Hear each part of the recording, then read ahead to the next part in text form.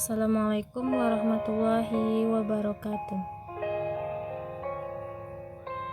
Baiklah, saya Mutiarani dengan NIM 2417088, kelas PMTK 6C.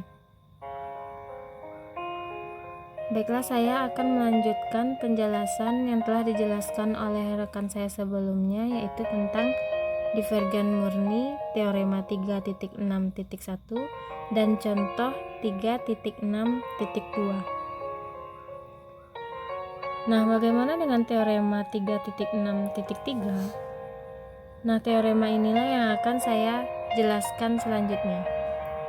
Kita lihat isi dari teorema tersebut, di mana suatu barisan bilangan real yang monoton divergen murni jika dan hanya jika barisan tersebut tidak terbatas. Pertama, jika xn suatu barisan naik tak terbatas, maka limit xn sama dengan positif tak hingga. Yang kedua, jika xn suatu barisan turun tak terbatas, maka limit xn sama dengan negatif tak hingga. Kita lihat. Yang pertama, inti dari teorema ini yaitu ketika barisan naik, maka limit xn nilainya positif tak hingga. Yang kedua, ketika barisan turun, maka hasil limit xn itu negatif tak hingga. Nah, kita lihat bukti dari teorema tadi. Untuk bukti yang A, anggaplah bahwa xn suatu barisan naik. Kita ketahui bahwa jika xn terbatas, maka xn konvergen. Jika xn tak terbatas, maka untuk sebarang alfa elemen bilangan real terdapat n alfa elemen bilangan asli. Sedemikian sehingga alfa kurang dari xn alfa. Tetapi karena xn, kita mempunyai alfa kurang dari xn untuk semua n lebih dari atau sama dengan n alfa.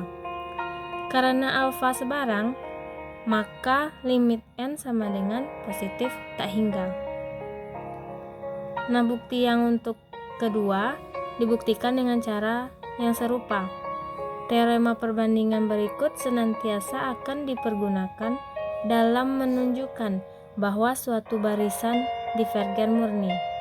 Pada kenyataannya tidak digunakan secara implisit yang telah dijelaskan oleh rekan saya sebelumnya yang terdapat dalam contoh 3.6.2 pada bagian yang C, di mana jika C lebih dari 1, maka limit C pangkat n sama dengan positif tak hingga.